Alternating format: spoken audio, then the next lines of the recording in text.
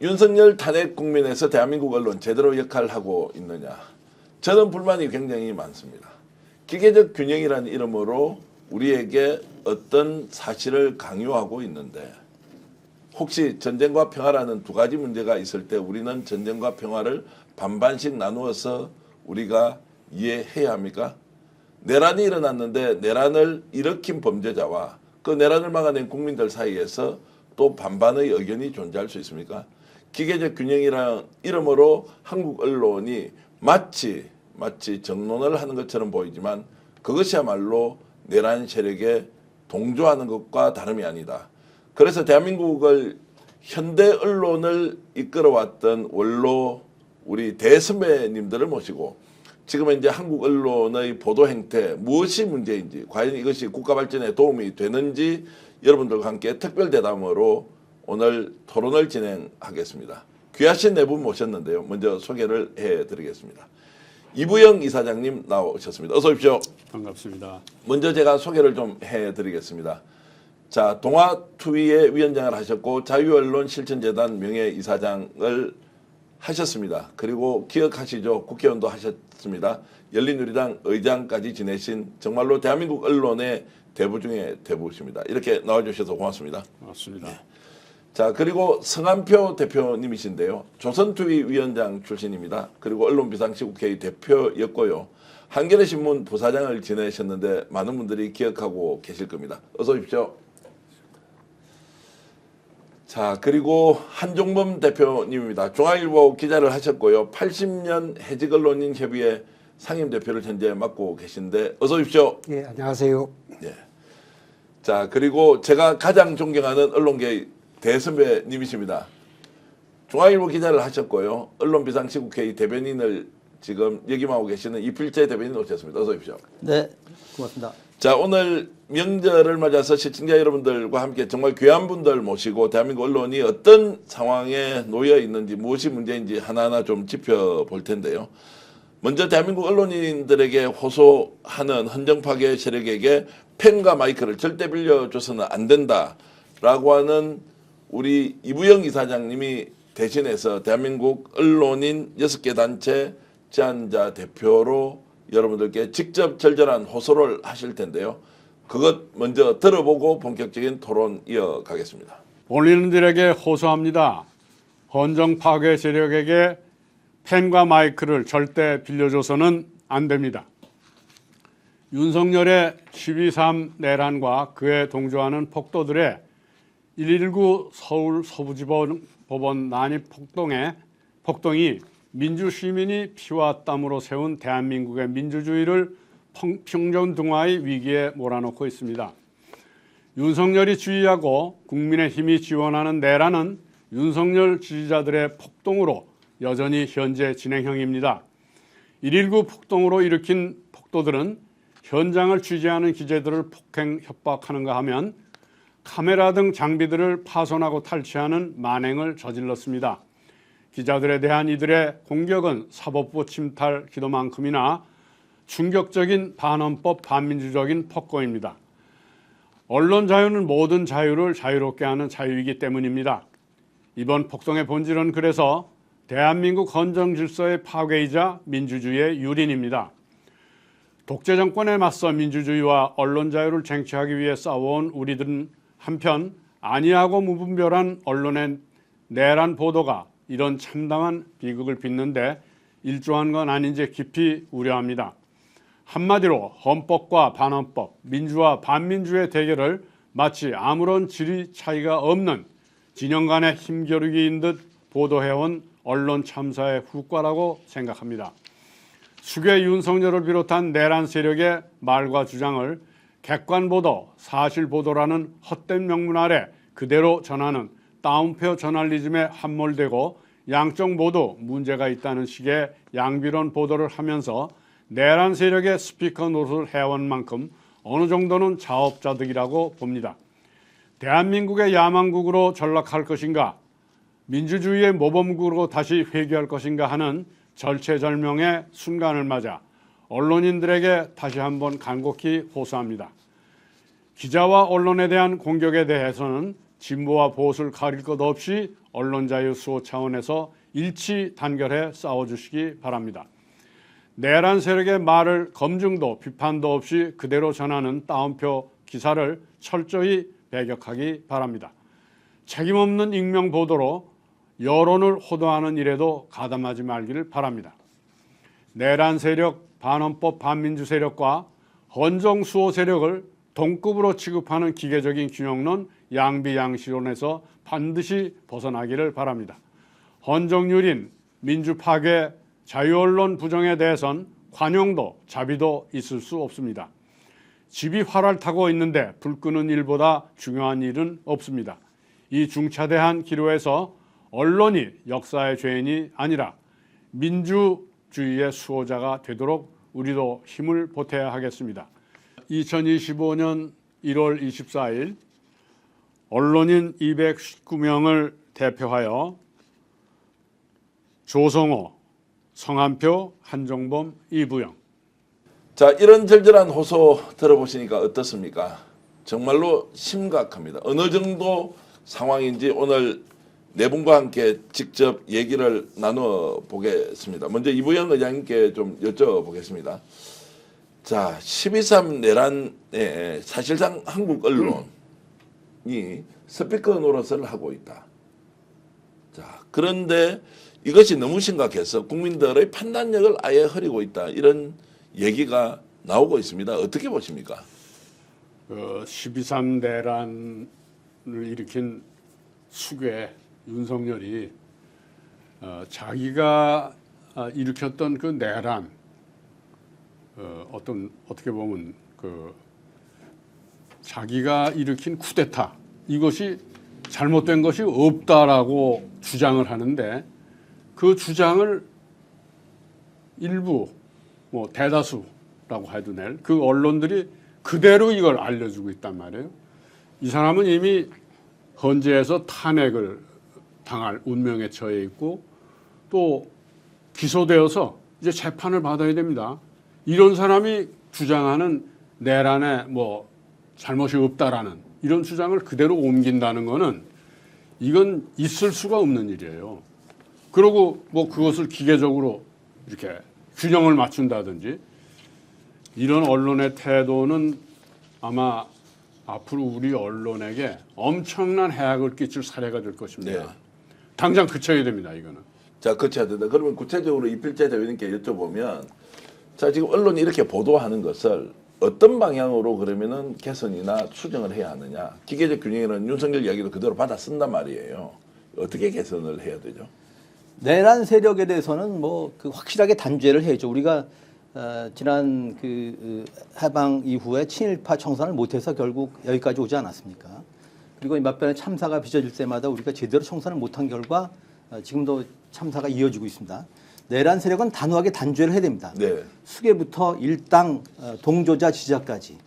그러니까 이 문제에 관해서는 타협이 있을 수 없습니다. 균형이 있을 수 없습니다. 자, 그러면 언론에서 아예 윤석열의 발언을 보도하지 않는다. 이것이 그러면 맞습니까?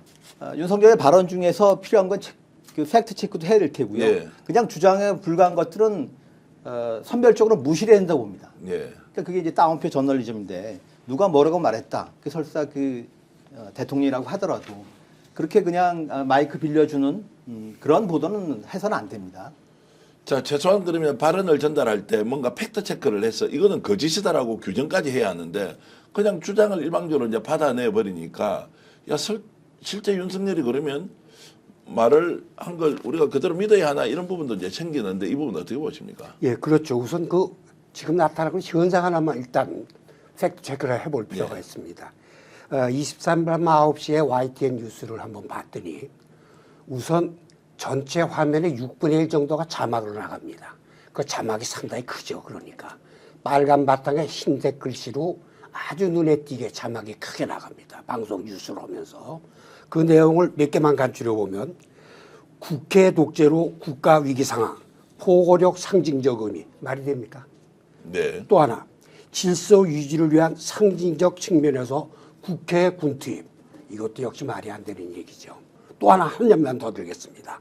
대통령 측 의원 아닌 요원을 빼내려고 한 것 더더욱이나 말이 안 되죠. 근데 이것이 자막으로 버젓이 엄청나게 뉴스 시간에 나갈 뿐더러 광고가 나가는 시간에도 이 자막은 끊임없이 반복이 나갑니다. 과연 이렇게 반복해서 나갔을 때 과연 국민들이 이것을 어떻게 받아들이겠냐는 얘기죠.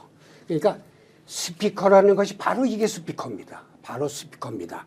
그들이 얘기하는 궤변을 여과 없이 지금 내보내는 것이 바로 스피커가 되는데 우리 흔히 언론을 사회적 목탁이라고 얘기를 하죠. 이거는 사회학의 목탁 노릇을 지금 하고 있습니다. 지금 이건 절대 안 되는 일입니다. 예. 자, 이제 저렇게 이제 보도하는 이유가 그러면은 이제 YTN 예를 들었는데 그게 이제 말이 안 되는 내용을 궤변을 이렇게 저렇게 빨간 글씨로 속보라는 걸로 계속 이제 내보내는 이유가 뭡니까 YTN은요? 그런 이유가 뭐 특별히 우리가 저는 저렇기 때문에 저럴 것이다 뭐 이렇게 이해할 만한 이유는 저는 생각할 수가 없고요. 예, 예. 과거에 그 보도하던 그 패턴을 아주 생각 안 하고 그냥 받아들이는 하나의 현상일 수도 있는데 누군가가 이야기를 하면 특히 뭐 옛날 대통령이라든지 대통령 하던 사람이 이야기를 하면 그대로 다 보도해주고 다 실어주고 뭐 이랬던 어떤 패턴이 작용되고 있다고 생각이 되는데 그러나 실제로 언론이 기자가 할 일은 어떤 사람이 특히 주요한 자리에 있는 사람이 무슨 이야기를 하면 그게 말이 되느냐 안 되느냐부터 먼저 판단해야 된다고 봅니다. 그래서 말이 되면 소개를 해주고 말이 안 되면 묵살하거나 아니면 그 자체를 비판하거나 네. 이게 따라야 되는데 그런 거 없이 그냥 옛날 방식대로 하고 있다 이런 생각이 듭니다. 자, 이제 이 아까 말씀 덧붙이면 YTN의 경우에는 네. 사주 변경, 소위 이제 민영화 그것과 그 무관하지 않다고 봅니다. 지금 그 성 선배님 말씀 전부 동의합니다만은 YTN의 경우에는 그 측면도 그 변수도 감안할 필요가 있다고 봅니다. 네. 자, 그러면은 이제 말이 안 되는 이야기, 쟁점 사항에 대해서는 당연히 논쟁을 붙여야 하지 않습니까, 언론이? 근데 윤석열은 새빨간 거짓말을 하는 것을 언론이 저렇게 아무런 여과 없이 팩트 체크도 하지 않고 그냥 그대로 흘려 보냅니다. 자, 이것은 언론으로서의 사명도 좀 저버리는 것이고 국민들에게 이제 여론을 호도하는 것인데 왜 YTN이 이제 저런 방식으로 보도를 하면서 비판을 받고 있는 겁니까? 저런 보도는요. 예. 저는 그 YTN 입장이 그 12.3 비상계엄 있잖아요. 그것이 성공하지 못했다고 해석해야 하는 겁니다. 네. 그쪽을 완전히 지지하는 거예요. 저건 언론이라기보다 12.3 그 비상계엄을 성공시키지 못한 그 윤석열 쪽을 오히려 두둔하고 있는 거예요. 결과적으로 두둔하는 것이다. 결과적으로 하나 지금도 두둔하고 있는 겁니다. 그러니까 저쪽은 어떻게 보면 우리의 민주주의가 완전히 망해버리거나 저들이 내세우는 독재 정권이 계속 유지가 되도록 다시 다른 말로 표현하면 내란은 지금도 계속되고 있는 겁니다. 네. 그래서 저 언론에 대해서 아마 민주주의를 지켜야 되고 이 윤석열 집단을 완전히 징치해야 된다고 생각하는 사람들은 그 언론을 그냥 놔둬서는 안 돼요. 표현의 자유라는 이름으로 언론이 보도를 자유롭게 한다 이제 이런 것 때문에 어떻게 그러면은 그런 언론에 대해서 비판을 하고 제재를 할 것이냐? 저는 지금 당장은 그런 보도를 하는 언론에 대해서는 이미 헌재에서 네. 좀 재판을 하고 좀 심리를 하고 있잖아요. 그리고 그것이 이미 부당하다라는 것 때문에 국회에서 탄핵을 결정해가지고 되고 있잖아요. 그런 거에 대해서 우선 고발을 해야 될 것 같아요. 네. 그 국민들 있는 속에 이제 시민운동 단체라든지 또 언론 단체나 이런 데서 뜻을 모아서 그 단체들을 고발을 해야 된다고요. 내란 동조로. 자, 대통령으로 인정하든 인정하지 않든 탄핵 과정에 있는 윤석열이 어떤 발언을 하면 자, 기계적 균형이란 이름으로 그냥 보도를 해준다. 야, 이게 뭐 잘못된 거냐? 그럼 보도를 안 할 것이냐라고 이제 거꾸로 질문을 할 수도 있지 않습니까? 예, 그러나 그 문제에 대해서는 이렇게 얘기를 하죠. 흔히 이제 반론권을 얘기를 하죠. 근데 반론권이 주어지지 않는 사람이 있습니다. 중대 범죄를 저진 사람한테는 반론권도 주어지지 않고 그리고 그 뉴스조차 다루지 않는 것이 일반 세계적 언론의 기본 추세입니다. 그리고 기본입니다. 예를 들자면 1970년대 공중 납치 사건이 많았죠. 이건 하이제킹이죠. 비행기 타고 다녀서 테러범들이 비행기를 납치를 해서 몰려오고 온다든가 이런 일이 그때 70년대 비일비재했는데 그때 세계의 언론들이 합의를 한 부분이 있습니다. 그 사람들의 인터뷰나 그 사람들의 기사는 보도 안 한다는 겁니다. 중대 범죄를 저지른 사람들이 그 사람의 반론권을 준다는 명목 아래 그 사람들의 궤변을 늘어놓을 경우 그것은 사회에 끼치는 영향이 엄청 크기 때문에 그것이 막는 것이 이제까지 세계적 언론의 기본입니다. 근데 우리는 지금 그 기본조차 안 지키기 때문에 문제가 됩니다. 물론 반론권 주어져야 됩니다. 그리고 균형보다 해야 됩니다. 그러나 그거는 상대가 누구냐에 따라 달라져야 됩니다. 윤석열 그분은 중대 범죄자입니다. 네. 이거는 반론권도 안 되고 그거에 대한 예를 들자면 이 사람에 대한 얘기도 상당히 여과없이 하는 것은 상당히 위험하고 그건 의도가 있다고 봐야 됩니다. 제가 한종범 대표님께 이제 조금 불편한 질문을 드리면 그러면 어느 정도 수준까지 반영해 주는 것이 예. 언론의 기능과 역할이냐 이런 부분 윤석열에 대해서는 예. 중대범죄자라는 전제하에 그거는 기계적으로 얘기할 수는 없죠. 기계적으로 얘기는 없고 그 언론사 상황 취재하는 개인의 입장, 개인에 따라서 다 네. 다를 수밖에 없겠죠. 그러나 아까도 말씀드렸지만 우리나라 언론의 기본적인 풍토가 정론을 주장하면서도 민간기업이라는 이율배반적인 구조에 있고 기자라는 사람 역시 그 이율배반적인 구조 속에서 기자로서의 직업관 윤리관을 충실하려고 그러지만 그거에 위배될 수 있을 어긋날 수밖에 없는 상황이 있었다는 거죠. 여기 동아트위소 선배들 계시고 저희 80년 해직 기자였지만 그거에 저항하다가 대량으로 쫓겨난 사람이 저입니다. 그리고 앞으로 또 그런 사태가 안 벌어지리라고 누구도 속단은 못합니다. 네. 그러나 확실한 거는 그 당시 상황에서 언론은 언론대로 거기에 종사하는 기자는 기자대로 자기 스스로가 게이트키퍼가 되었고 자기 자신의 직업관 윤리관에 맞춰서 행동할 수밖에 없는 겁니다. 그거를 기계적인 잣대 갖고 이건 된다 안 된다 이거는 아닌 거죠. 그러나 지금 상황에서 윤석열이라는 분은 중대범죄자입니다. 그 기사는 다뤄서는 안 됩니다. 기계적으로 나눌 수 없기 때문에 예. 사실은 언론이 중심을 가지고 양심적으로 보도하지 않더라도 예. 또 통용이 되는 이런 부분도 있겠습니다. 그렇겠죠. 예.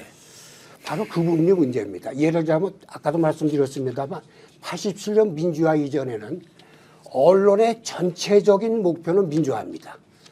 동아일보라든지 그 당시 일부 전위적인 신문들이 전향적인 신문들이 여기 이제 두 선배 계십니다만 그걸 한 걸음 더 나서다가 아주 엄청난 핍박을 받은 일도 있습니다만은 그러나 어쨌든 간에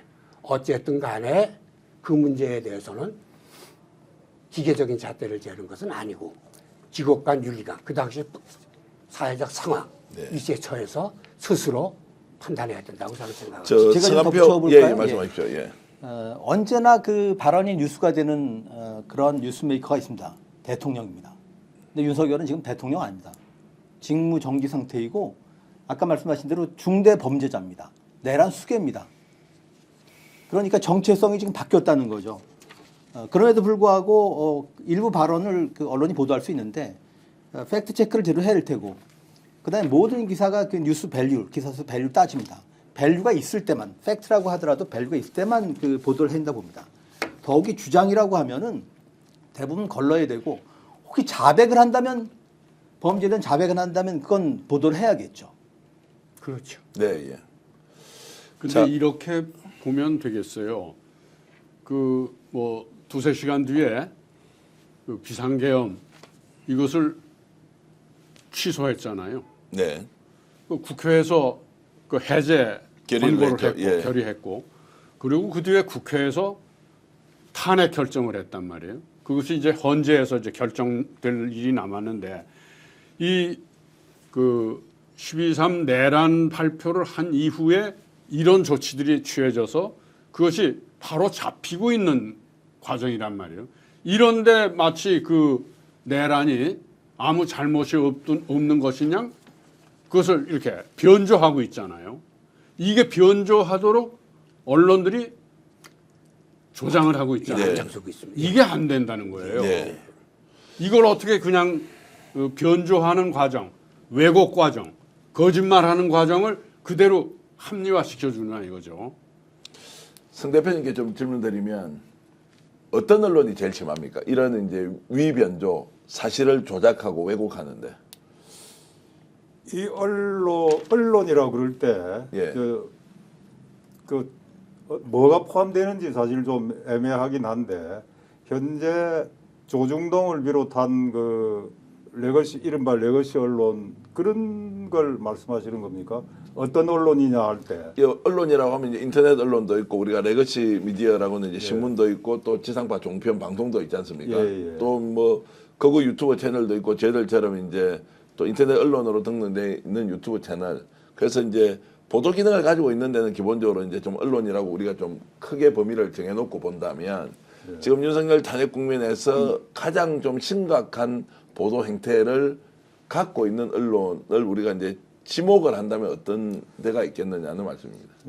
그런 면에서는 저는 영향력 면에서 좀 보고 싶은데요. 네. 영향력 면에서는 아무래도 뭐 조중동을 들 수가 있겠죠. 네. 조중동을 들 수가 있는데 이 조중동이라는 신문들은 보면 상당히 그 아주 변화가 자기 변신이 상당히 그 묘하게 나타나기도 하고 그래요. 제가 볼 때 이 신문들은 윤석열 대통령은 끝났다 이렇게 보는 것 같고 다만 그래서 윤석열에 대한 뭐 이런 것보다도 이런 전체 흐름에 대해서 좀 더 극우적인 이런 이야기들을 자꾸 반영해 줌으로써 지금 거리에 나오는 그 굉장한 어떤 물리력, 힘 이거를 지금 이제 붙잡으려고 하는 거 아닌가 이런 생각을 좀 하고 있습니다.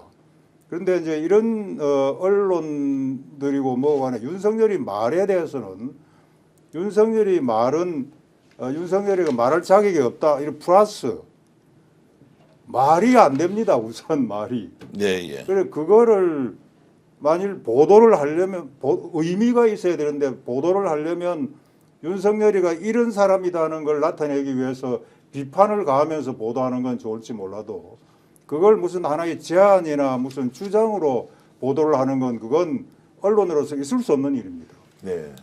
결국 자사 이익 때문에 이제 의도적으로 그렇게 보도를 하고 있다는 것이죠. 네네. 그게 점점점 심해지는 것이고. 그러면서 이제 그런 보도를 거리에 나오는 소위 극우 유튜버들의 어떤 그 선전에 의해서 거리에 몰려 나오는 수많은 사람들이 그런 보도를 좋아하거든요. 기다리고 네. 거기에 맞춰 나가고 있는 거죠.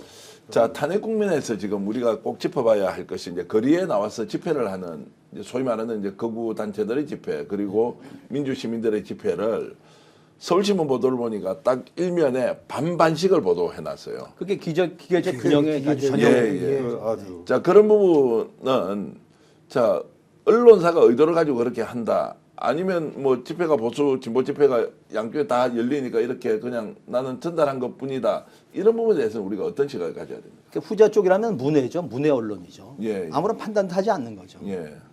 그게 무슨 언론입니까? 만일에 자사 이주가 됐든 어떤 뭐 나름의 의도가 있다 그러면 그건 더 경계를 한다고 생각합니다. 그러니까 이제 그 언론을 범주화하면은 그 레거시 미디어가 있지 않습니까? 또 이 방송, 이른바 공영 방송이 있지 않습니까? 이 정권 들어서 저희가 그 줄기차게 아무튼 그 주장했지만은 이 정권이 그 방송 장악을 시도했습니다. 그래서 아신 대로 뭐 KBS 사장도 갈아치우고 YTN 또 민영하고 했지 않습니까? 언론 지형이 지금 완전히 기울어진 운동장입니다. 기울어지다 못해서 이렇게 그 90도로 섰다고 봅니다. 네. 그다음에 인터넷 언론이 있고 유튜브들이 있죠. 극우 유튜브들은 지금 그건 언론 아닙니다. 근데 이 사람들이 그 선동을 하고 있지 않습니까? 그럼 그걸 경계하고 레거시 미디어가 균형이 필요하다면 그런 균형을 잡아줘야 되는데 그냥 기계적 균형을 취하고 있다는 것은 이미 언론이기를 포기했다고 생각을 합니다. 특히 그 조선일보의 경우에는 언론계 내란 수괴라고 봅니다. 저희가 그런 성명도 냈습니다만은 네. 조중동도 지금 분리가 지금 이루어지고 있다고 보는데 동아일보와 중앙일보는 그 나름대로 지금 이제 그 뭔가 그 변화가 이루어지는 것 같습니다. 그러나 여전히 그 조선일보는 그 이 팬덤 문제가 지금 정치 팬덤 문제가 아니고 언론 팬덤도 있습니다.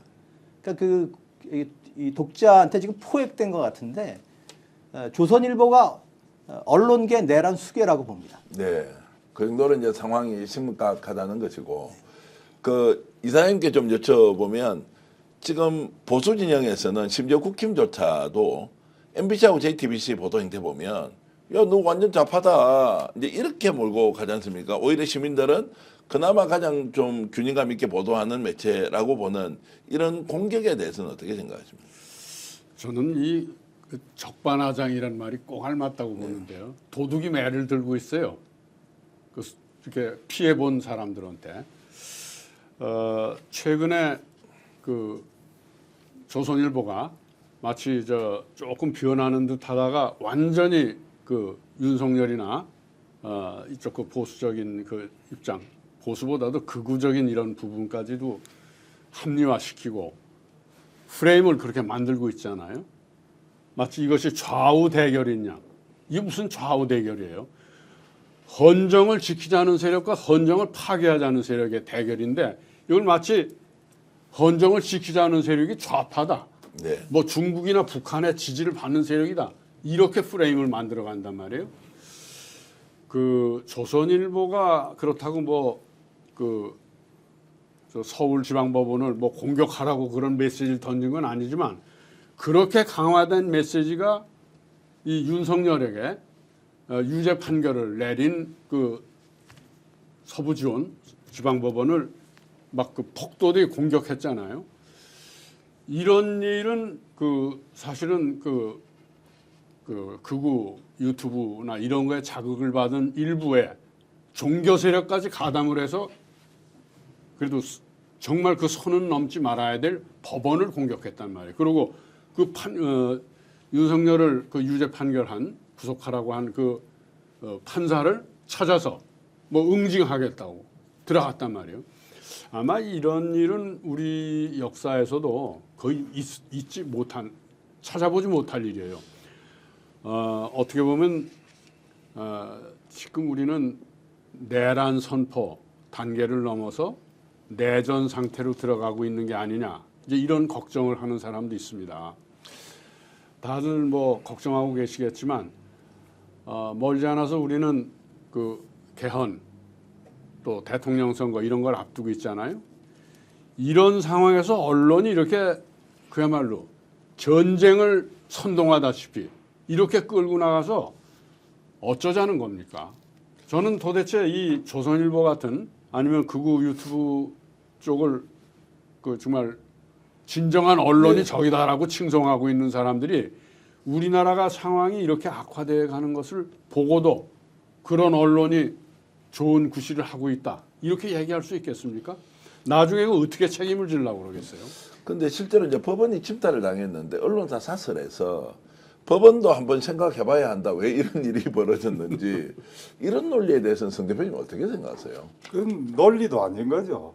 뭐 주장이라는 게 어떤 일말의 진리가 포함되는 뭐 이런 거라 했는데 그걸 그런 자체는 법원이 왜 생각해야 됩니까?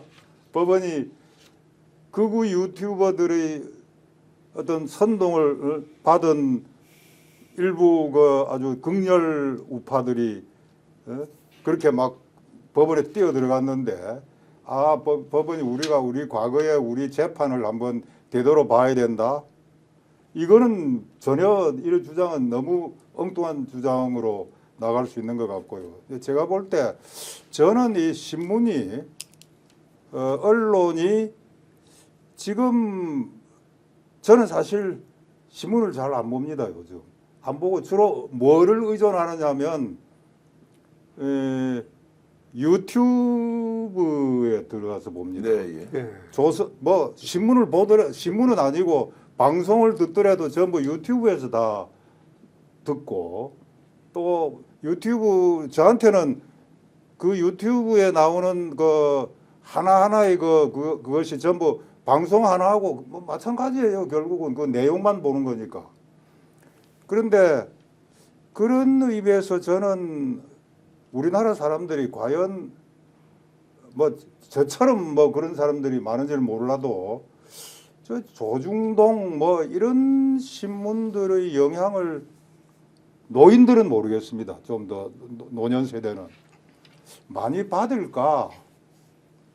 그 조금 영향력이 많이 떨어져 있지 않을까 이런 생각도 좀 해보고 뭐 그럽니다. 어떤지 모르겠습니다. 그건. 근데 실제로 이제 영향력이 떨어진다는 것은 통계로도 나오지만 예. 그러나 역시 이제 기득권 쪽에서 보면 또 여론주도층 쪽에서 보면 그 보도 내용을 또 무시할 수도 없는 이제 상황. 이게 정치권에서까지 와서 다시 이제 확대 대생산하는 구조인데 제가 이제 한 대표님께 좀 여쭤보면 자, 이게 언론의 자유, 표현의 자유가 좀 더 이제 보장이 되면 이런 극단적 방식의 자사 이기주의 또는 특정 이제 정말로 범죄자들을 옹호하는 이런 방식이 줄어들어야 하는 게 상식인데 왜 지금 윤석열 정권 들어서는 점점점 더 심해지고 있습니까?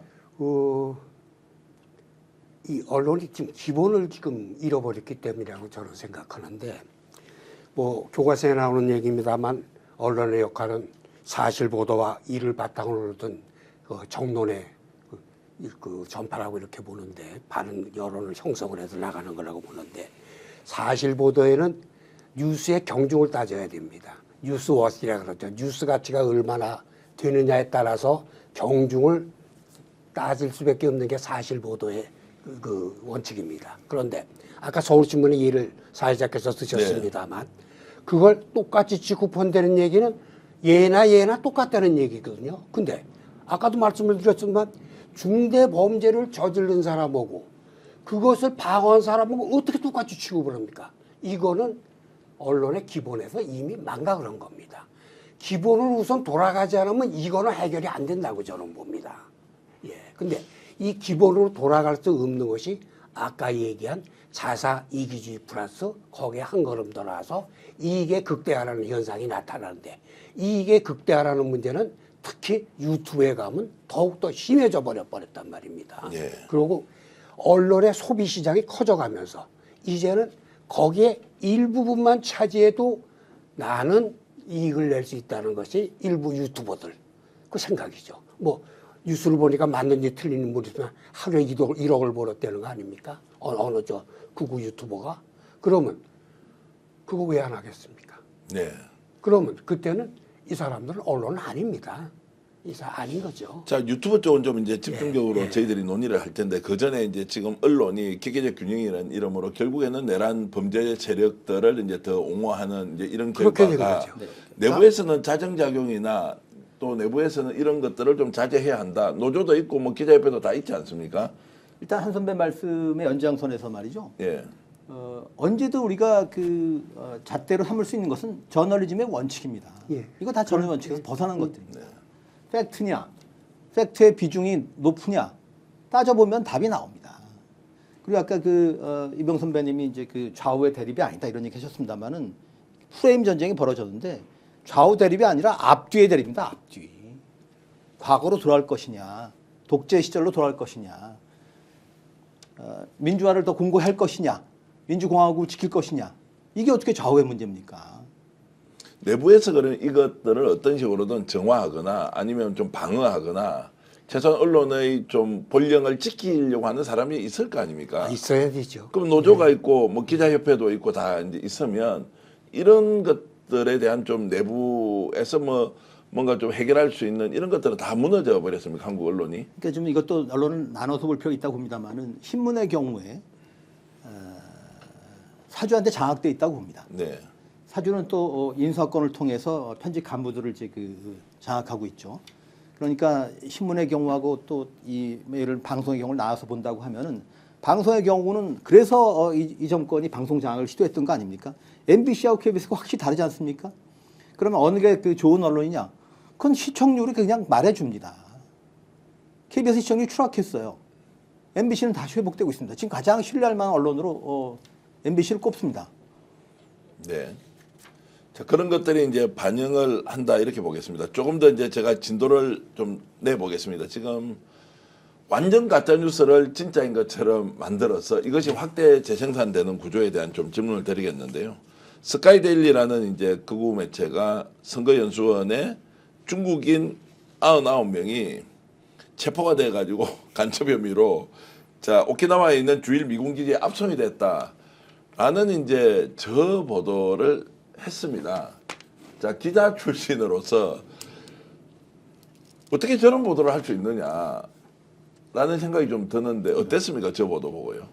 기본적으로 기자가 어떤 사건에 접하면 어떤 소식에 접하면 그것이 사실인지 아닌지 기본적으로 일단 검증을 해야 되거든요. 그 검증 과정을 거쳤느냐 안 거쳤느냐 이런 걸 따질 필요도 없이 그 자체를 만일 검증 과정을 거치는 기사의 그 어떤 순서대로 갔다면 저 보도될 수가 없죠. 그런데 그 뭐 스카이 뭐 네, 라이프 예. 뭐 스카이 라인이 데일리라는 뭐 예. 하는 그쪽에서는 그것을 의식적으로 그냥 하나 그냥 보도를 한다. 그냥 사실이냐 아니냐, 사실 보도냐 아니냐는 상관없이 하지 않고는 그런 게 나갈 수가 없습니다. 그거는. 자, 그래서 이 부분에 대해서는 주한미군이나 미 국방부 그리고 이제 중앙선관위가 이거 사실 무근이다 말도 안 되는 이야기니까 문제는 이부영 이사장님 이걸 받아서 저런 보도가 나왔다고 보도를 또 합니다. 그렇게 하면은 그 뻔히 오보고 조작된 걸 알면서 그걸 또 옮기는 꼴이 되잖아요. 예, 예. 난 근데 이런 보도를 옮기는 심리 같은 게 좀 극우 보수 매체나 이런 쪽에서는 북한 쪽이나 중국과 관련되면은 우리나라 사람들 속에서 굉장히 적대감을 갖고 적대감을 불러일으킬 수 있다 이런 생각들 때문에 뻔히 이게 오보고 그런 줄 알면서도 또 옮기는 거예요. 예? 논란이 되고 그러면 나중엔 이게 오보다 뭐 논란이 된다 이런 게 없어지고 마치 중국이 한국 정치에 개입하고 있다 이런 이미지만 남는 겁니다. 네, 예. 그걸 노리는 거죠.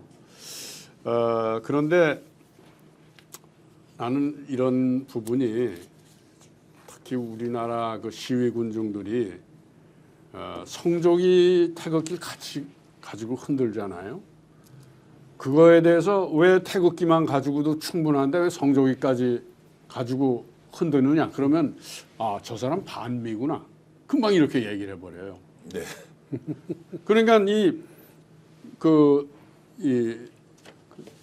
성조기까지 가지고 흔드는 그 집회는 애국적이고 예. 그거에 대해서 이의 제기하는 사람들은 미국에 반대하는 그런 사람들로 분류가 되는 겁니다. 이런 것이 우리 사회를 알게 모르게 특히 종교가 거기 개입될 때 참 그 판단 자체를 굉장히 거의 어렵게 만드는 거예요. 우리나라 사람들이 일단 반미로 규정되는 거에 언론들 자체도 굉장히 두려워하죠. 여기서 이제 중요한 것 한번 좀 따져보겠습니다. 국민들이 제가 조금만 예, 예. 보내 볼게요. 그러니까 아까 저널리즘 원칙 얘기했습니다만은 그러면 이런 제보를 받았다든가 취재가 이렇다고 하면 뭘 해야 되느냐? 핵심 취재원이 주한미군에 확인을 해야 돼요. 근데 주한미군 국방부 또 선관위가 사실 발표를 했거든요. 그러면은 정정하고 필요하다면 사과도 해야 됩니다. 그거 안 해요. 그러니까 사실 보도가 목적이 아니었던 거죠. 그게 저널리즘 원칙에 어긋나는 거 아닙니까? 자, 그래서 이제 처음부터 기획하고 공작을 하겠다 이제 이렇게 갔다는 건데 그러면 이제 그것을 다시 받아서 확대 재생산하는 정치권에서 일단 받아버립니다. 그러면 국민의힘에서 이걸 받으면 야 이런 보도가 나왔는데 사실 확인해봐야 한다라고 하는 것부터 가짜임에도 불구하고 진짜로 둔갑할 수 있는 이 상황을 이제 정당에서 받아서 이렇게 연출을 해주지 않습니까? 이게 이제 악순환의 골인데 이 부분은 자정작용을 통해서 해소되지 않는다. 그럼 이거 어떻게 해결할 거냐? 이런 가짜 뉴스 가지고 완전히 판을 치거든요. 이런 부분에 대해서 혹시 좀 대안 같은 게 좀 있습니까? 다른 언론 간의 상호 비판이 지금 잘 이루어지지 않는데 예. 한때 그런 프로그램도 있었습니다. 방송에도 있었고. 그러니까 언론 간의 상호 비판이 이루어질 필요가 있다고 보고 또 언론 단체를 비롯한 시민 단체들이 감시해야 된다고 생각합니다. 그래서 필요하다면 퇴출을 시켜야 되는 거죠. 또 뭐 언론 중재위랄지 이런 기구들을 잘 활용해서 제재가 이루어져야 되죠. 필요하다면은 이게 입법 사항이란 법도 만들고 제재가 이루어지지 않으니까 계속 이런 보도가 양산되는 겁니다. 말하자면 받아쓰기를 다시 받아쓰는 겁니다. 네. 근데 이제 이런 문제가요. 미국과 관련된 보도들 있잖아요. 지금 당장 딜레마에 우리가 빠지게 생겼어요. 트럼프가 북한을 핵보유국이라고 부르고 또 트럼프가 곧 김정은과 정상회담을 하려고 할지 모른다. 이런 보도가 쏟아져 나옵니다. 그리고 아마 곧 미 국방장관 지명자도 뭐 핵 보유국이라는 말을 쓰고 백악관에서도 이제 그런 이 핵 보유국이라는 지칭이 나오기 시작하고 있는데 그렇게 될 때 이 태극기를 들고 나갔던 그 많은 대중들이 어떤 반응을 보일 것인가? 미국이 하니까 우리도 북을 핵보유국으로 인정을 할 것인가? 아니면 미국에 대해서 반발을 하면서 우리도 핵무장을 하겠다고 할 것인가? 아마 이런 것이 대선 국면 같은데 중요한 쟁점으로 떠오를 거예요.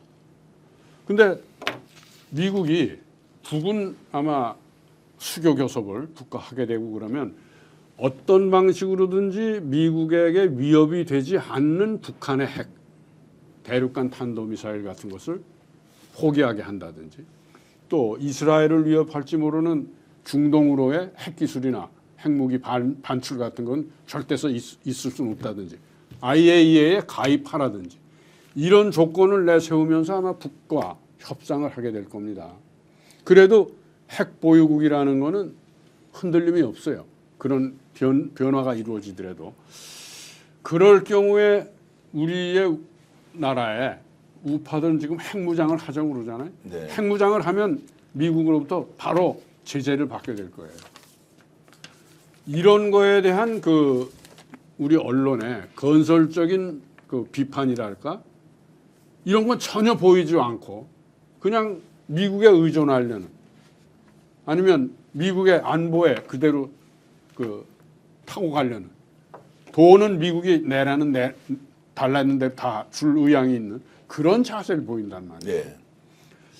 이런 부분에 관해서 아마 우리의 제대로 된 요새 비판 언론들이 특히 미국과의 관해서는 별로 지금 분석이 안 되고 있어요. 근데 최소한 뭐 조중동으로 지칭되는 보수 언론이 뭐 어찌됐든 대한민국을 이끌어왔던 이제 정치 세력의 뭐 대변인이든 어떻든 오히려 이제 핵 보유국으로 인정해줘야 된다는 이 미국 트럼프 행정부의 주장에 대해서 예.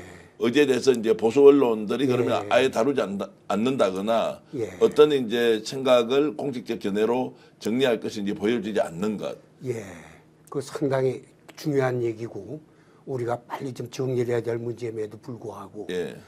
최근 들어와서 언론의 그 내용을 분석을 해보면은 이 네이버나 카톡의 클릭수가 몇 개냐에 따라서 기사의 우위가 좋은 기사 나쁜 기사가 판명이 나버리다 보니까 묵직하고 무겁고 생각을 해야 되는 기사는 자꾸 기피 현상이 나타난단 말입니다.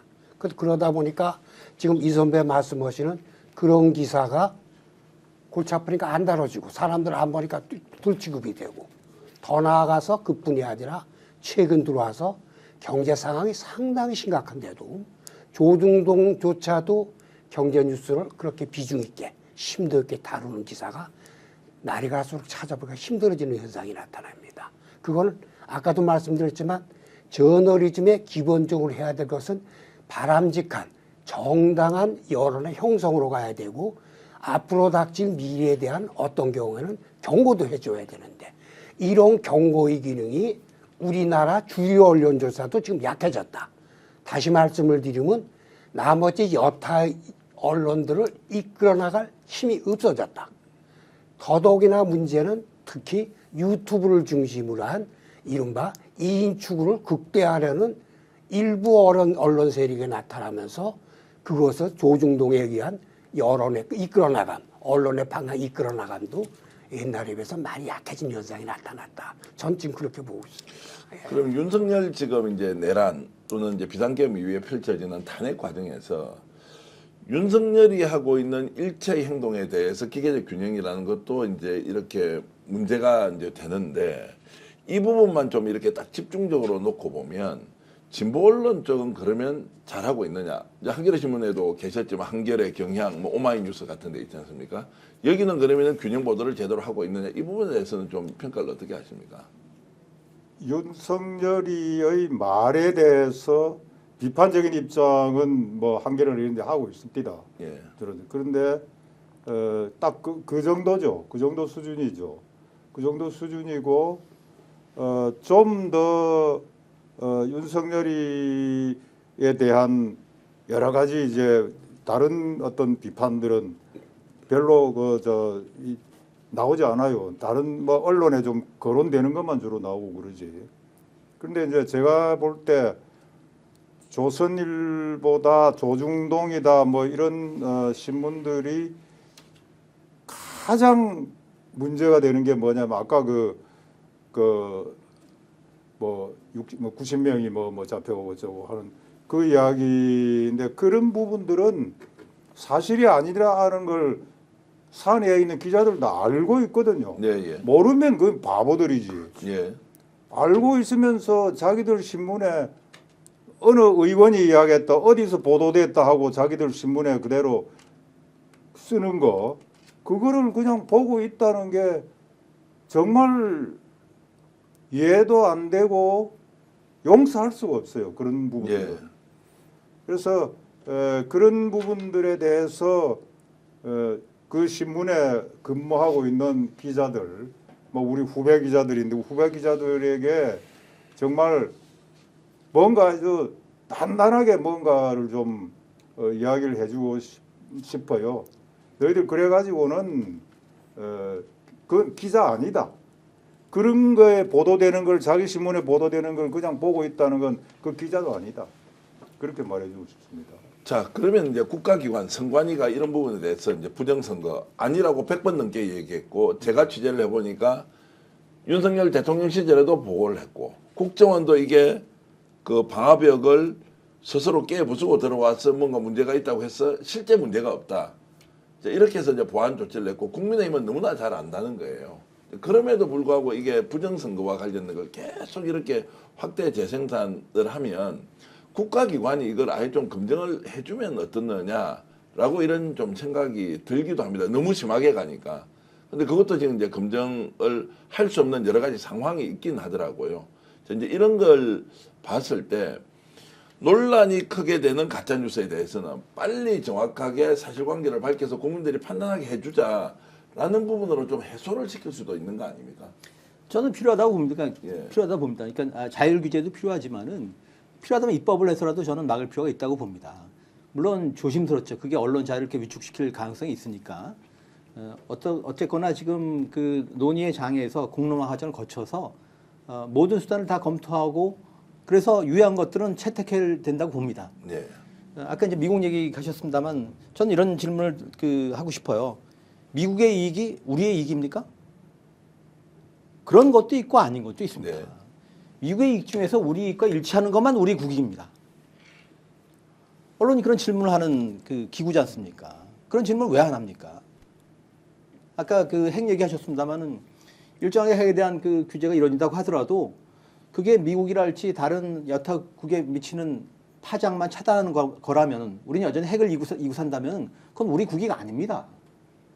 이필재 대변인께서는 지금 이게 진보 언론과 보수 언론의 문제이냐 아니면 상식과 비상식의 문제냐 아니면 언론과 비언론의 문제냐 뭐 이렇게 이제 좀 질문을 하면 세간에서는 이필재 대변인 같은 부분 보면 다 진보 언론 뭐 진보주의자다 뭐 이렇게 지금 예를 들어서 싸잡아서 이렇게 좀 뭡니까 갈라치기를 할 것 같은데 지금 말씀 들어보면 전혀 그렇지 않단 말이에요. 국익을 위해서는 진보 보수가 없는데 어떻습니까? 이제 이런 제가 질문을 좀 드리면 진보 언론이기 때문에 그렇게 얘기하는 거 아닙니까?라고 이렇게 질문을 하면 그러니까 제가 하는 뭐 발언이랄지 제가 쓰는 글을 통해서 그렇게 규정이 된다면 그것도 그 사람의 뭐 표현의 자유일 수 있겠죠. 네. 자기 정체성은 자기가 확립하는 겁니다. 그러니까 뭐 진보 보수도 결국 이제 그 컨티뉴엄상에서 디그리 문제를 볼 수 있겠습니다만은 그렇더라도 양쪽 극단은 배제해야 되는 거죠. 네. 극우는 보수 아닙니다. 지금 문제는 극우이고 사실은 이걸 가장 경계해야 될 그 세력이 보수입니다. 보수의 위기입니다 지금. 예. 보수가 지키자는 건데 그러니까 사실에 기반해서 매우 상식적인 이야기를 미래지향적으로 하고 있는 사람을 진보라고 규정하면 그 진보가 곧 종북 좌파, 주사파와 연결이 돼 있다. 전체주의 세력이다. 이렇게 이제 몰고 가는 것이 일반화되어 있는 지금 일종의 프레임이지 않습니까? 자, 이거는 그럼 어떻게 깨야 됩니까? 저는 이번에요. 예. 굉장히 중요한 이 기준이 세워졌다고 봐요. 12.3 그 내란입니다. 친위 쿠데타. 예. 그 부분을 이 사람들은 우리 사회를 더 올바로 세우기 위해서 친북 세력, 친중 세력 이쪽을 다 쓸어버리고 건강한 자유민주 세력만 가지고 나라를 다시 세우겠다 이런 얘기였어요. 윤석열 씨의 그 네, 예. 비상계엄 발표를 예. 보면은 그런데 그게 그 뒤에 나온 얘기를 보면은 무시무시한 거 아니에요. 정치인들을 뭐 누구누구를 어떻게 하고 또 국회의원들을 다 잡아 끌어가 왔다 갔다 쳐놓고 신문을 하고 중앙선관위원회 자료를 다 자기들이 탈취해서 그걸 다 분석해보고 그러고 뭐 북을 어떤 방식으로든지 여기 개입하게 해서 그걸 그 기화로 해서 그들과 연결돼서 여기서 폭동을 일으키고 이러려는 좌파 세력을 다 쓸어버리겠다. 네. 뭐 이런 거란 말이에요. 무시무시한 얘기예요. 그게 만약 그대로 이행이 됐더라면은 저 5.18보다도 엄청나게 더 많은 피해와 엄청나게 더 많은 역사적 비극을 초래했을 수 있다. 전 이렇게 봅니다. 그런데 그것이 기민하게 그 국회에서 해제 결의안이 발표되고 또 수많은 시민들이 모여서 그것을 좌절시키는 데 기여를 했단 말이에요. 그리고 또 하나 더 중요한 사실은 거기에 동원됐던 군인들 자신이 87년 이후에 새로운 시각을 가진 군인들이 이미 거기에 주조를 이루고 있어요. 이 사람들이 자기들이 북한에 투입이 될 줄 알고 왔더니 엉뚱하게 국회의사당에 투입이 된 거예요. 이게 아니구나라는 생각을 그 군인들 자신이 했고 그들의 지휘관들 자신까지도 소극적이었던 거예요. 명령 이행을 제대로 하질 않았던 겁니다. 이미 그 시대가 지난 거를 그 윤석열과 그 국방장관 그 사람들이 강요를 한 거예요. 저는 우리 사회가 이미 그 12.3 친위 쿠데타 같은 것을 받아들일 사회가 아니게 됐습니다. 그렇다고 우리가 뭐 그 여기서 그걸 반대한 사람들이 김정은이 북한 같은 것을 바라는 사람들이에요? 절대가 아니란 말이에요. 근데 자꾸 그쪽 편이라고 몰아세우는 거란 말이죠. 저는 그래서 이번에 이 윤석열이 우리에게 뭐 지금 당장은 좀 혼란도 가져오고 이렇지만 우리 대한민국 민주공화국의 헌정 질서를 세우는데 그 사람은 자기가 의도하지 않았던 큰 기준을 세워주었다. 지금은 좀 혼란스러워서 이랬다 저랬다 하고 말들이 많고 하지만 결국 우리 역사에서 저 사람은 박정희 전두환의 그 세계로 그 시대로 돌아가자는 생각을 가졌던 사람이고 더구나 남북 간에 전쟁까지 유발하려고 했던 사람이기 때문에 정리가 돼갈 것이다. 전 이렇게 봅니다. 정리가 돼간다 이 말씀 이제 기억하겠습니다. 조금 전에 절대 그렇지 않다라고 했던 말씀에 제가 질문을 다시 확인하면서 드리겠습니다. 대한민국의 진보가 종북, 좌파 그리고 또는 친북 세력, 친중 세력 맞습니까? 아닙니까? 그러면 우리가 지금까지 살아남았겠어요? 최소한 이부영이가 국가보안법으로 4번을 구속이 됐었어요. 예, 예. 근데 전부 다 1년, 1년 반, 2년 뭐 이렇게 살고 나왔어요. 예. 제가 북한과 내통하고 이런 사람은 살아남아 있겠냐고요. 예. 그리고 그동안 얼마나 많은 사람들이 조작에 의해서, 고문에 의해서 그걸 뒤집어 쓰고 고생했습니까? 저는 이때까지 이렇게 살아있는 것도 우리 민주화 운동이 그만큼 이렇게 역량을 크게 키워왔기 때문에 살아남았다고 봐요. 근데 그럼에도 불구하고 이 사람들은 왜 끊임없이 사실이 아닌 것을 덮어씌우게 하면서 좋은 글씨로 너희들은 종북 좌파 빨갱이야 라는 논리로 계속 이렇게 공격을 해댑니까? 그런데 이제요, 그것도 거의 끝마금에 온 것 같아요. 끝물인 것 같아요. 예. 언제 이제 자세하게 그런 걸 더 길게 얘기할 기회가 있을 거라고 봅니다만, 이제 우리 국민들에게 이 뭐 유튜브나 이런 데서 그 극우적인 논리를 가지고 젊은 사람들을 이렇게 오도하고 이러고 있지만 결국 이거 며칠 안 갑니다. 네. 그 극복되는 과정을 우리는 지난 한 50여 년 이상 동안 유신 체제 이래로 겪으면서 살아봤잖아요. 극복이 돼요. 극복이 되고 대한민국 정도의 이 위기를 평화적인 방법으로 극복한 나라가 몇 안 돼요. 우린 굉장히 평화스러운 방법으로 그걸 극복해 왔어요. 아무리 내리 누르고 고문하고 뭘 해도 이들이 폭력적으로 저항을 안 했거든요. 폭력적으로 하지 않았어요. 전 요번에도 그 12.3 이 친위 쿠데타 이후에 나온 젊은이들의 그 위기를 극복하는 방식이 우리들에게 다시 희망을 갖게 만들잖아요. 네. 한 대표님 보시기에도 이게 이제 좀 정상적인 것으로 돌아갑니까? 아니면 계속 좌파, 뭐 진보, 종북 뭐 이렇게 막 그 일종의 저 토끼몰이 하는 식으로 이런 것들이 계속 먹힐까요? 요거는 이제 전문용어로 프레임 전쟁이라 그러죠. 네. 쟤네들은 프레임을 진보 보수의 프레임으로 갖고 갈 때 자기네들이 승산이 있다고 계속 프레임을 그렇게 갖고 가는 거죠. 근데 우리가 처음부터 지금 계속 논의한 게 뭐냐면 지금 언론이라는 것이 상식적이냐 비상식적이냐 이건데 상식적이 아니다. 그래서 우리는 언론의 기본으로 돌아가야 된다는 얘기를 지금 하고 있는 겁니다. 하고 있는 거고 언론의 기본으로 돌아가는데 여기까지로 쟤네들 전술이 보수 대 진보의 프레임으로 계속 엮어가려고 그러는데 저는 여기 휘말려 들어가면 안 된다고 봅니다. 네. 여기 휘말려 한다고. 언론의 기본이 뭐냐? 지금 언론이 제대로 하고 있느냐? 과연 정도로 얻고 있느냐? 그렇다면 지금 나타나고 있는 문제가 뭐냐? 이거는 어떻게 고쳐야 되느냐?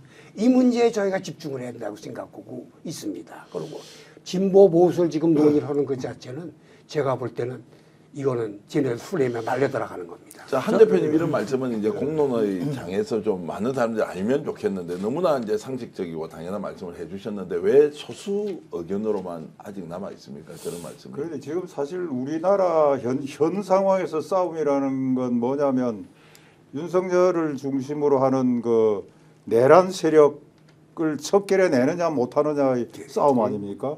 그런데 거기다가 무슨 뭐 진보니 뭐냐 하는 게 막 섞이면서 그걸 주도하고 있는 게 이제 조중동이 되고 뭐 이렇게 되게 조중동을 비롯한 여러 가지 이제 그걸 중심으로 하는 그런 세력인데 이 현재 우리가 싸우고 있는 이 싸움의 주 성격이 뭐라는 걸 우리가 분명히 인식하고 거기에 집중해야 된다고 그렇게 생각을 합니다. 네. 그러니까 이미 내란은 벌어졌습니다. 그러면 남은 과제는 재발 방지입니다. 다시는 누구도 윤석열 같은 생각을 못하도록 해야 됩니다.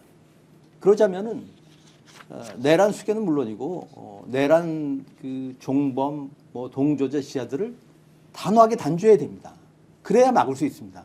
우리가 친일파를 제대로 단죄하지 못한 결과 친일파가 반공으로 변신했습니다. 그 연장에서 지금 뭐 하여튼 방금 얘기하신 뭐 종북인 주사파 얘기를 하는데 이것도 하나의 그 컨티뉴엄 상에서 본다고 하면은 예컨대 주사파 종북 이건 넌센스입니다. 이미 DJ 정부가 출범했고 이어서 정권 그 재창출 연장이 이루어졌지 않습니까? 국민으로부터 검증을 받은 겁니다. 지금 종북 주사파는 프레임이고 이에 대응해서 역프레임을 해야 됩니다. 좌파, 진보, why not, so what. 네. 더 당당할 필요가 있습니다. 아까 그런 얘기 하셨습니다만은 뭐 미국에 대한 태도를 자꾸 물어보고 이렇게 무슨 일종의 무슨 리트머스 시험지랄까 말이죠. 뭡니까 그런 이렇게 이용을 하는 그런 세력들이 있는데 미국 한미동맹 중요하죠. 그러나 미국의 국익이 우리의 국익은 아닙니다. 우리 국익과 일치할 때는 우리 국익입니다. 좌파 좌우의 날개는 알지 않습니까? 그게 왜 문제입니까? 자, 그러면은 간단하게 이렇게 질문드리겠습니다. 지금 현재 레거시 언론, 자, 지상파 종편 그리고 조중동을 비롯한 보수 언론, 한겨레 신문, 이제 경향신문 같은 진보 언론이 다 있다는 전제하에 스스로 자기 정화할 수 있는 에너지는 갖고 있습니까? 잠재력, 포텐셜 같은 거 있지 않습니까? 그래서 자기 반성과 혁신이 가능하냐 아니냐에 대해서 좀 단도직입적으로 질문을 드리면 어떻습니까? 우선 이제 한겨레 경향하던 진보 언론은 저는 그런 에너지를 갖고 있다고 봅니다. 포텐셜을. 그리고 기자들이 좀 더 각성하고 노력해야 되겠죠. 그런데 이제 조중동을 비롯한 또 그 언론의 경우에는 사실은 현재 그 안에서 일하고 있는 기자들이 도대체 어떤 상태인지 사실은 참 모르겠습니다. 어떤 상태인지. 기자라면 특히 젊은 기자라면 당연히 맞서야 되고 거부해야 될 일들을 안 하고 있거든요. 안 하고 있고 그래서 그런 부분들이 이게 지금 우리가 흔히 말하는 기자라고 할 만한 그런 어떤 기자들의 어떤 그룹인가 그런 세력인가 하는 것도 사실은 좀 자신이 없는데 그러나 마땅히 기자의 길을 택했다면 언젠가는이라기보다도 밖에서 자꾸 이렇게 추동을 하면 그런 상황으로 회복이 될 수도 있지 않겠나 그런 희망을 가져봅니다. 자, 동아투이 위원장 출신으로서 지금 동아투이 위원장입니다. 예. 지금 현재 언론의 환경으로 봤을 때 자기 정화 능력 가지고 있다 없다에 대해서 어떻게 보십니까? 저는 어저께 저녁 때도 그런 문제를 가지고 언론계 조금 좀 시니어들 그룹들하고 논의를 했어요. 근데 의외로 이 지금 극우 유튜브의 극성, 바로 이런 걸 가지고 굉장히 걱정을 많이 했습니다. 그런데 그것도 아까 우리 이필재 대변인 말씀대로 하루에 1억 넘어 이렇게 수입을 올린다든지 어떤 경우에 보니까 한 달에 25억을 올렸다든가 그래요. 그러면서 그런 수입을 올리는 언론도 아니죠. 유튜브 이런 극우 유튜브 경우에는 눈이 뒤집힌다는 거예요. 돈이 그렇게 쏟아져 들어오고 그러면 더 자극적인 거, 더 사실 아닌 거 이런 걸 골라서 막 보도하려고 뭐라고 그럴까 광분을 한다고 그럴까 이렇게 된다고 그러는데 그럴수록 아마 조금 이렇게 시간이 지나면서 그게 사실이 아닌지 알려지고 하면은 그런 언론들은 극복이 될 거라고 봐요. 우린 또 그런 세월을 또 살아오지 않았습니까? 근데 지금 문제는 국힘당이라는 굉장히 큰 여당입니다. 거기가 그런 유튜브들을 자꾸 조장하는 거예요. 부추기고 심지어는 서울 서부지방법원 공격한 거를 뭘 잘못했냐 이런 식의 발언을 한단 말이에요. 네? 그리고 마치 극우 유튜브를 우리의 대안 언론이다 이런 말을 해요. 원내대표라는 인간이. 저는 그런 걸 보면서 요번 이 과정이 조금 헌재의 어떤 결정이라든지 윤석열의 그런 망언을 통해서 내란 부분에 대한 재판 같은 것이 진행되면은 이 유튜브 이런 것들도 그걸 계속 잘했다고만 그럴 수도 없잖아요. 그래서 저는 지금 현재 언론도 조금은 이쪽 올바른 얘기를 하는 예. 언론들이 조금 좀 이게 의기소침한 느낌이 있어요. 너무 이것이 조중동의 프레임에 이렇게 말려가지고 그랬는데 저는 그 후배들에게 오래 못 간다. 오래 못 간다. 이제 지금 현재 이제 극우 유튜브 채널이 돈벌이 수단으로 이제 정보를 파리하고 있다 이런 이제 말씀인데 한종문 대표님은 지금 현재 이제 레거시 미디어라고 하는 이런 언론들이 자기 정화 기능을 좀 가질 수 있느냐 사실상 끝이 나버렸다. 이 부분 어떻게 보십니까? 조중동을 중심으로 지금 언론들의 행태가 예, 저 뭐 우리 이병 선배께서 그 현실에 대한 애정이 상당히 많으시고 예. 미래에 대해서 낙관적으로 지금 또 낙관적으로도 볼 수 있겠죠. 그러나 상황은 만만치는 않은 것 같습니다. 네. 상황은 만만치는 않은 것 같고 저는 지금 레거시 미디어나 이쪽에 대한 걱정보다는 유튜브에 대한 걱정이 좀 더 많습니다. 네. 무슨 얘기냐면 레거시 미디어는 그래도 그동안 세월이 쭉 나가면서 자기 스스로 나름대로의 구성원도 그렇고 경영진도 그렇고 어떻게 하면 살아갈 수 있냐 노하우가 좀 쌓인 데라고 좀 보면 됩니다. 근데 지금 유튜브의 세계는 지금 한마디로 정글의 세계가 돼버렸죠. 게다가 우리 정부로서는 이거를 제어할 수 있는 수단이 아무도 없습니다. 이것이 뭐 알다시피 구글의 사업 영역이 돼버리고 있고 그것을 우리가 할 수 있는지 방송위원회가 방송통신위원회가 이걸 빨리 적극적으로 대처하는 방법을 내놔야 되는데 방송통신위가 그거보다는 KBS, MBC 때려 잡는데 더 힘을 쏟고 있다 보니까 나라의 백년대계를 어떻게 생각할 수 있는 기질이 없고 한 가지 이해만 들죠. 가짜뉴스에 이런 게 있었습니다. 어디 잘 살고 있는 유명 연예인이 있었는데 어느 유튜브에서 이 두 사람이 이혼했다고 뉴스가 나왔어요. 알고 이혼했다고 쓴 거죠. 조회수가 막 올라가고 딴 데서 뺏기고 난리가 난 거죠. 버젓하게 잘 살고 있는 연예인들을. 이 연예인이 펄쩍 뛰고 이 사람이 아니다. 어디가 하소연합니까? 그러니까 소송해. 시간 많이 걸려. 한참 가서. 나중에 소송 결과 몇 년 만에 나오고 나니까 뭐 몇백만 원 뭐 벌금 그 정도 나오는. 그동안에 얘네들은 그거 갖고 몇억 뭐 몇십억을 벌어버리고. 그거 누가 가짜뉴스 안 만들겠습니까? 이거 사회적으로 제어 기능이 있어야 되는데 지금 제어 기능을 만들 수 있는 지금 정부 장치는 지금 고장이 나 있고. 그래서 이런 것들을 빨리 할 수 있게끔 해줘야 되지 않겠냐. 이것이 저 굉장히 좀 시급하다고 봅니다. 구체적으로 방안이 있습니까? 저런 부분에 대해서 이제 뭐 제어한다거나 어느 정도 통제를 할 수 있는 방법이 현실적으로 존재합니까? 저는 유튜브가 이제 사실상 언론이 된 만큼 네. 유튜브를 같은 틀에 넣어서 규제를 하든 새로운 틀을 만들든 규제가 필요하다고 봅니다. 언론 아닌 것들은 그 배제해야 되죠. 그 과거에는 말이죠. 그 기자사회란 말이 있었는데 기자들의 준거 집단이었죠. 자기 소속사가 있고 준거 집단으로서 기자사회가 있었는데 기자사회란 말이 사화가 됐습니다. 그렇게 있죠. 예. 그러니까 이게 쉽지 않다는 생각을 합니다만은 그렇다면은 언론 내부에서 어떤 그런 그 변화가 일어나는 한편 뭐 수용자들, 시민사회가 이제 다 1인 미디어들을 다 그 사용하고 있지 않습니까? 그 언론을 비판하고 그것을 통해서 어떤 사회적 합의를 만들어갈 필요가 있다고 생각합니다. 한 가지만 더 부연하면 아까 이제 그 역프레이밍 얘기를 했습니다만은 그러니까 종북 좌파라고 그 공격을 할 때 보수는 사실상 저는 그 두 축이 시장 경제와 법치주의라고 봅니다. 그런데 윤석열 정권이 시장 경제를 위협했습니다. 좀 더 법치주의를 파괴했습니다. 이걸 옹호하는 것은 보수가 아닙니다. 극우입니다. 극우로 프레임돼 마땅합니다. 종북 좌파라고 하면 당신들은 극우다. 선을 긋지 않는 한 선택해라. 그렇게 압박도 할 필요가 있다고 봅니다.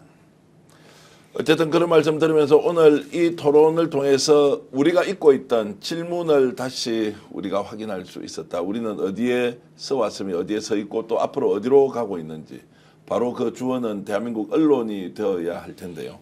정말로 우리나라 걱정하시는 애국자 네 분께서 나오셔서 언론을 통해서 우리의 자화성을 좀 비춰주는 자리였다고 생각하고 있습니다. 오늘 이걸 계기로 이런 문제를 좀 더 진작에 다룰 수 있는 장이 더 많아졌으면 좋겠다. 정말로 프레임 전쟁 안에 우리가 가두어져서 그 희생자가 되어 있을지도 모른다는 생각이 들었습니다.